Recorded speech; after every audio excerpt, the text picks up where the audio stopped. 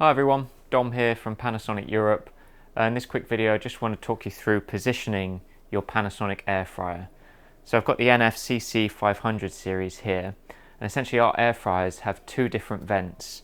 They have an intake vent in the bottom and then an output vent at the back.